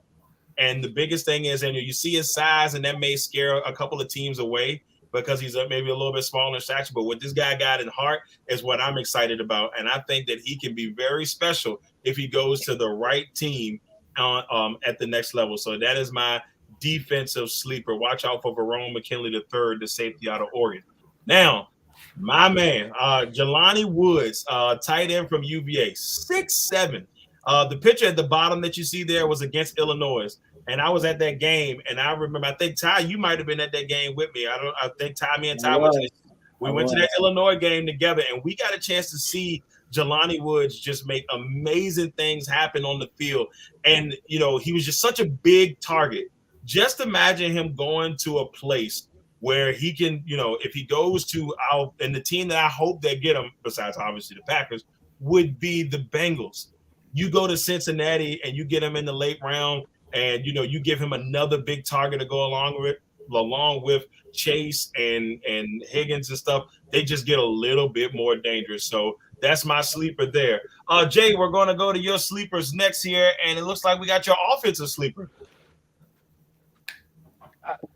Pick Bo Melton just because I felt bad for when we talked to LeGarrette about tearing Rutgers apart. Is that why you picked him? Oh, man, that's crazy. It really is, because the guy I wanted to pick was Ty Fogel, because I got to see what Ty Fogel did to Okudah and the Ohio State offense when they played against Indiana. But with Melton, what you do is you got a smaller statured guy that can run the ball, pass the ball, and catch the ball. So he's a do-it-all type of guy. Whether he can take the beating in the NFL, I don't know, but everybody needs return specialists and whatnot. There you go. Whatnot. Tell Ricky we say hi. Next, we go over to your defensive specialist coming from Illinois. So Illinois here with Kirby Joseph. Let's talk about him. Kirby Joseph is kind of the Johnny on the spot. He always seems to be where the ball is. He's great at reading the offenses.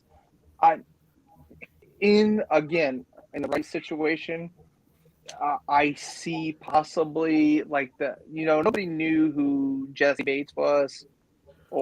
So I kind of see that he's got the same fluid, the same ability to read.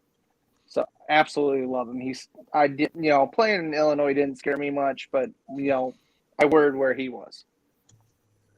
All right. So there's Jay's sleepers. Next, we go to Robb, and the first sleeper we got Mr. Derek King. I mean, at the beginning of last year, we're talking Heisman. Obviously things didn't go the way he probably would have planned it, but let's talk a little bit about Derek King. He is a player. He was at Houston, and it's not because I grew up a Hurricanes fan. It's just because I think that this guy has Russell Wilson traits.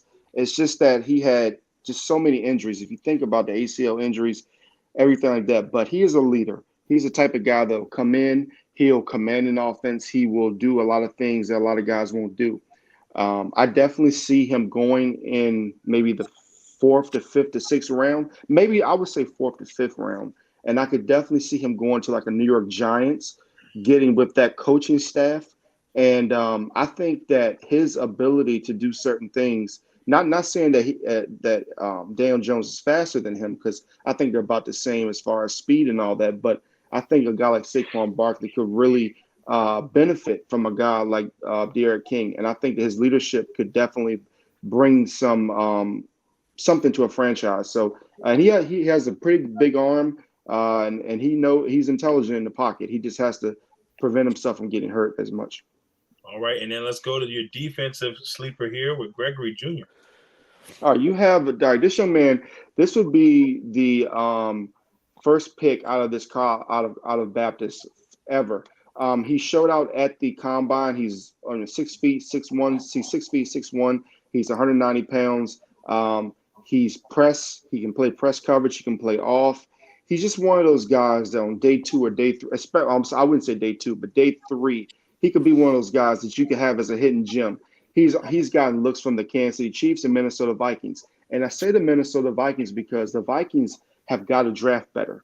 They've got to build their defense. So he could be one of those sleepers where you could be looking all of a sudden and Junior is all of a sudden just, doing great things and you didn't know who he was. But definitely, I think he can have a big preseason for somebody, and he can sign on and be a decent cornerback in the future, whether it be at the starting position or being in the slot. All right, next we swing to Cody Stewart, and we got his defensive sleeper, Brandon Smith. Yeah, Brandon Smith. This is a guy stands at 6'3", about 235. He started as outside linebacker for Penn State, but as the years went on for him being there, they ended up moving him to a lot of packages where he was the Mike linebacker. The versatility that he brings is amazing. Just watching his film, he's always around the ball.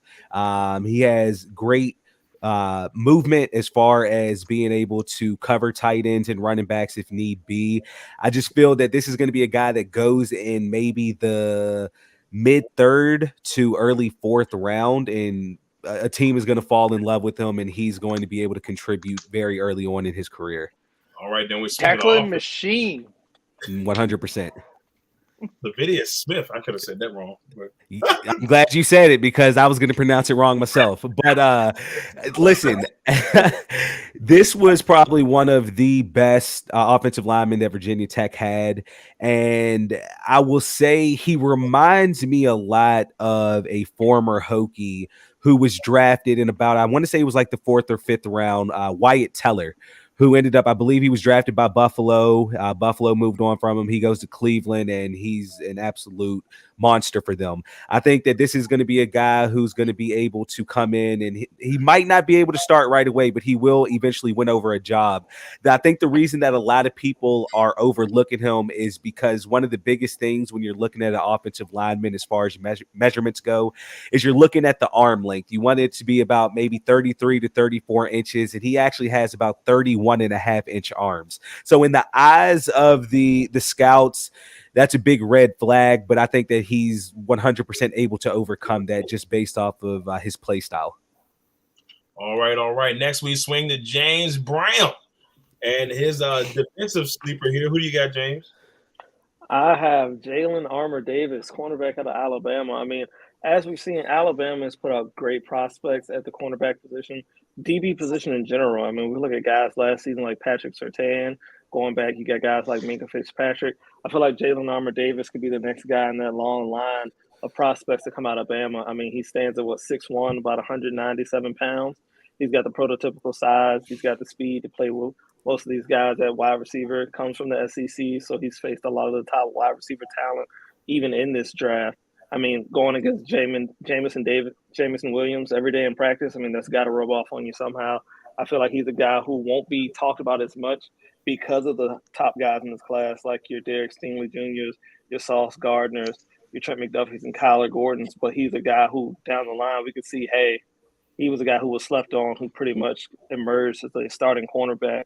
So, yeah, I'm definitely big on Armour Davis this year. All right. Let's swing to the next one here. And you got Mr. Pierce. I do. I went with Dameon Pierce, running back out of Florida. I mean, as we've seen throughout the years, the running back position is starting to be more devalued. But when you have a guy who has a nose for the end zone, like I feel like Pierce has, I mean, just to give you some of his stats from his senior season, while he only had 119 touches, 100 on the ground, 19 through the air, he had 16 touchdowns as well. I mean, the guy has a nose for the end zone, and that's despite splitting carries this year at Florida. Like I said, has a nose for the end zone, runs hard, as you can see. Helmet comes off. My guy's legs are still churning. This is a guy that you could possibly pick up in the middle of maybe third, fourth round. He could possibly come in to be your starting back. Maybe if you're a team like a Buffalo or somebody who needs a running back, this could be your guy, your diamond in the rough. I mean, you look at his facial expression on the top picture. I know our guy, no Russ, fear. our guy Russ Telefero, who made these graphics for us. So we thank Russ, and we do have sleepers for him. So we're going to definitely break those out as well. But he said the first thing he saw was, I got to get that picture of my man. And look at the determination of my man getting into the end zone. So don't you want a guy on your team? So much determination. Don't you want a guy on your team like Mr. Pierce? So we'll see where he goes in the draft. Next, we head to Ty Montgomery, and he's got a tight end for his offensive sleeper. Yes, I have Jake Ferguson, tight end out of Wisconsin. I like Jake. He gets to the end zone quite often. He's a pretty physical, strong tight end. He doesn't really look for the ball. He's more focused on team efforts and trying to block and protect his running back from getting hit and the quarterback as well. But he's a sneaky pick, I feel like, and he can get in that end zone just as well as all the other guys that were mentioned. All right, so now we go to the defensive side of the ball. Yes, in the building. Yes, I love this guy, Josh Paschal. He's spent 4 years at Kentucky. He was named a captain of the team on defense as well for 3 of those 4 years as well. So he's another physical guy, 6'3", 280, pretty quick for that size as well, strong, aggressive. Has a nose to get into that quarterback. So I think he will be a sneaky pick in this draft. All right. Now we swing on to Mr. Lamont Thomas and his offensive sleeper. Yeah, I got Reggie Roberson Jr., wide receiver, SMU. All right, so first of all, you got to understand the program that he comes from. SMU has sent 5 wide receivers have been drafted from there since 2010, right? And a third of the players that get drafted from the team are wide receivers. So they're doing something right in developing these guys. He's a super senior. He's a 5'11", 192, but it's his footwork, Darrell, is what I really like about him. He's lateral agility comes so natural for him. He's in and out of breaks really quickly. He can be a matchup nightmare, and he's a sure thing when it comes to his hands. Like, he catches the ball. Has really good intelligence, and he can get ghost in zones. So a guy you can sneak in there, and he can just find the soft spot in the zone, and before you know it, you look up and he has 6 or 7 catches, and he's eating. So I like Reggie Roberson Jr. All right, then we swing to the defensive side of the ball. Yeah, I got Matt Hankins, cornerback, Iowa. I like this guy. He's smaller than a lot of corners, even though he's 6'1", but only 175. But he plays with the heart of a lion. He really reminds me, Iowa runs a lot of zones, so he has a lot of experience in it. I think he can be that Malcolm Butler type of guy, right? Like, you kind of you count him out until your team needs a big play, and Hankins is there. I feel like that he may be his size may take people away from him, but I do think that he can play. Another super senior here, so had a lot of experience. I think that he has a lot of experience in the zone, and he can definitely help a team out, and he can be that diamond in the rough. All right. Now we're gonna finish up our sleepers here with our man Russ Teleferro. So Russ, want to give Russ a shout out for the graphics here for our sleepers. Also got to give our man Cody Stewart, who rocked out the graphics for the picks. So much love to Cody and Russ for all the hard work they put in for our Legacy Maker Sports draft special, the 5th annual one. And here's Russ's offensive sleeper. I wish Russ was on with us to kind of explain where he went, but he went Justin Schaefer, the guard from Georgia, and pretty much Georgia's got that Alabama feel this year. A couple years past, it felt like anybody that came out of Alabama was going to just be a great pro. Now, obviously that wasn't the case in a lot of instances, but that's the feel that this Georgia team has this year. Like pretty much everybody that's coming off of that team into the draft feel like they can make some type of impact. We'll see what Justin Schaefer could do, the guard out of Georgia. And on the defensive side of things, I don't know why Russ did me like this. Oh my God, Lamont! I know you got me, Lamont. Maybe it's Ioma Uwazur. I don't even know what that is. Uwazurki. That's 200 points on Scrabble. There you go. For the defense, Ayoma Uwazurki. Ayoma Uwazurki. There we go. Thank you, Rob. Appreciate it, Rob. Yeah, Rob. Our Iowa State defensive tackle, that is Russ's defensive guy. So we'll be watching out for there. This is probably our favorite part. I mean, yes, we do the draft picks and stuff, but the sleepers are always fun. I feel like every year we find a guy. All of us has found at least one guy that's went in there, got a sleeper that kind of made an impact. I think my favorite one was Hunter Renfrow. Whoop whoop! Thank you, Hunter, for making me look like a genius. I think let's see, Lamont had Mac Wilson. Mac Wilson, baby. So we've all had ones in the past that are just like, thank you, man. Appreciate you for making me look good. Well, ladies, Rob, what you got, brother? I think next year what we should do is we should kind of like go a little deeper with these sleepers, because I see a lot of guys who, in my opinion, it wouldn't shock me if they really did well. But can it give me 1 quick second? Because I had sleepers, like I said, I kind of messed up on my end, so I apologize for you guys, especially the pick with the Notre Dame safety and all that. So let me say, Jason Poe, interior offensive lineman / fullback out of Mercer. He is going. Watch his tape from Alabama. He had 34 reps. Mind you, Larry Allen had 43 reps at the combine. Then James Brown.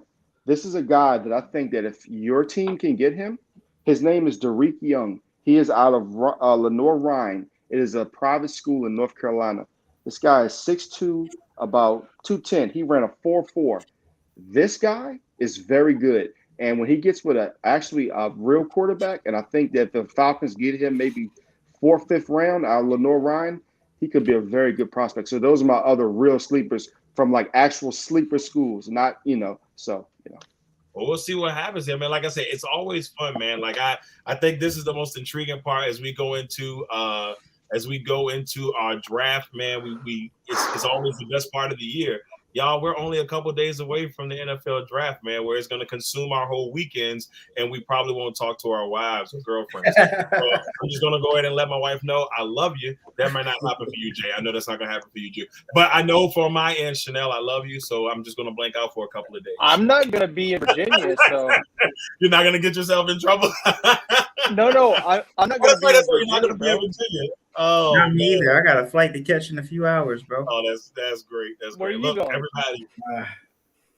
Go ahead. Where you going now? To Michigan, bro.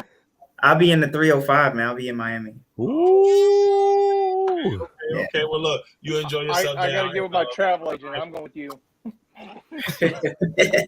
All right, everybody. That is it. That is the 5th annual Legacy Makers Sports Network first round mock draft. It's always a pleasure every year to do this with you guys. I appreciate you guys. Love you guys. I don't just say that just to be saying it. I appreciate y'all. It's always fun, man. I know y'all guys can't wait for Thursday. So real quick before we get off of here, tomorrow, Monday, 3:30. Watch out. We've got In and Out coming with Rob Johnson and Drew Willingham. On Wednesday, watch out for it. It's going to be legendary, ladies and gentlemen. the mock draft Monday coming to you on Wednesday, right before the draft, as Cody Stewart gives his last picks. As we I've get watched into it 4 times every time you've done Yes. it, because I love It's picking. all been that Appreciate amazing. you, bro. It's been Yes, amazing. Thank y'all. all that Thank good y'all. stuff Thank y'all. is coming. All that good stuff is coming. So make sure y'all be on the lookout for that. We could have an NBA Finals preview with Lamonte Thomas and Tyrone Montgomery. So be on the lookout for that. That's been in the talks. Once again, everybody, thank you all for tuning into the Legacy Maker Sports Network. I'm Darrell Owens, Jay Quimby, Cody Stewart, Lamonte Thomas, James Brown, Tyrone Montgomery Jr., and Mr. Robb Johnson. We thank you all for tuning in for another round. Another round God of bless. the Legacy Maker Sports Network mock draft. Until next time, peace. Legacy Maker, the All Sports Network.